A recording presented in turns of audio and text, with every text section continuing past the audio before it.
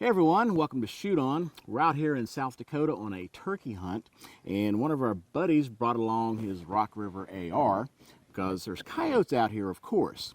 And we've got Lauren Schrag from Burris in camp, and he just happened to bring along Burris's thermal rifle scope. So guess what?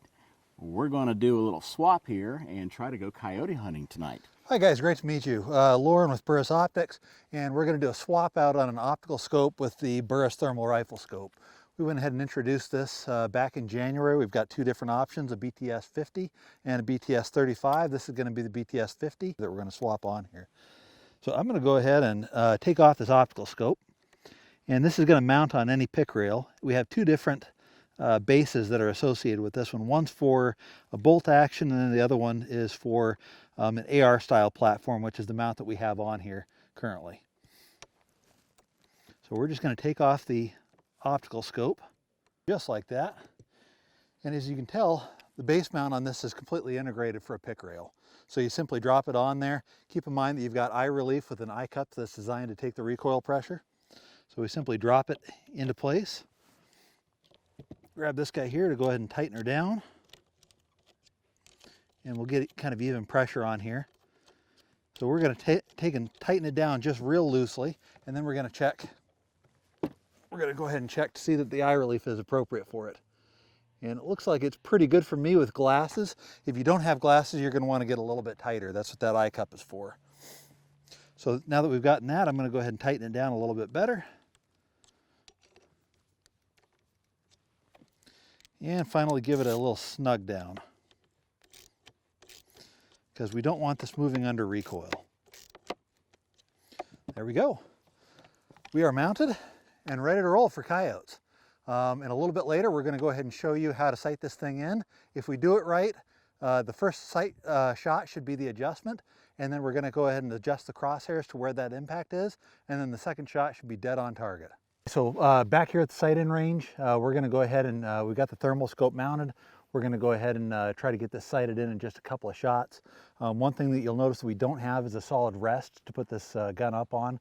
One of the reasons that we recommend that you do that is that when you take your first shot, you're going to be aiming directly at the thermal target. You do need something that has a heat signature to aim at when you're doing the sight-in process.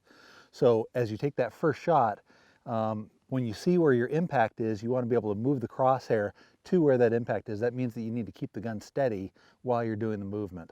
So since we don't have that, we're going to do the best we can with just kind of hand holding it. It may take a couple extra shots. Ideally, it takes one shot, you make the adjustment, and then you're dead on. You fire one more time to confirm point of aim. We've actually done this in the dark with just two shots, so we're going to see how well we do here. So we're going to go ahead and put some hearing protection on and do a couple shots.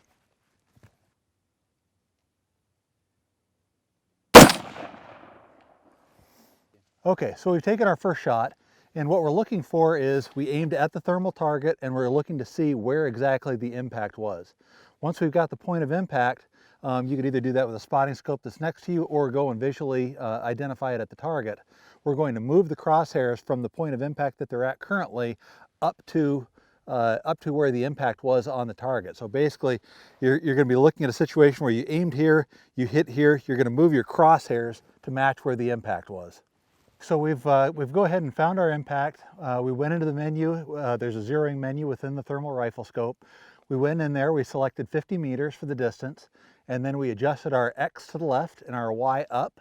And now that we've made our adjustments, we're going to confirm zero to see if we managed to hit the same point of impact.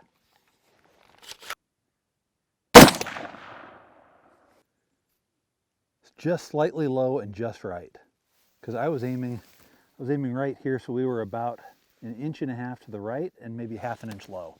And that was with one shot adjustment without a rest. That's not bad. That's not bad. So we took a second shot. We got super close. We're 1.5 inches to the right and 1/2 inch low. We made the adjustments on the thermal rifle scope, and we're going to take one more shot just to confirm zero.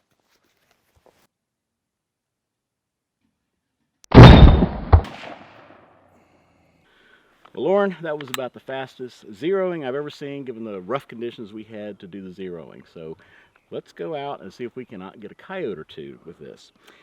Thank you all for watching. If you want more information on the Burris optics, including their thermal rifle scope, check out the link below, and make sure you hit the subscribe button, like, and hit the notification bell so you can get notified every time we upload a new video. Now, where can people find more information about some of your tips and tricks that you're offering consumers on your rifle scopes? You can go to burrisoptics.com. We've got a section just on the thermal scope, so you can look at all the Burris optics. You can also go to the Burris Optics YouTube channel. We've got an entire line of videos just on the thermal optics. Excellent. Ready to go shoot some coyotes? Let's get them. Let's do it.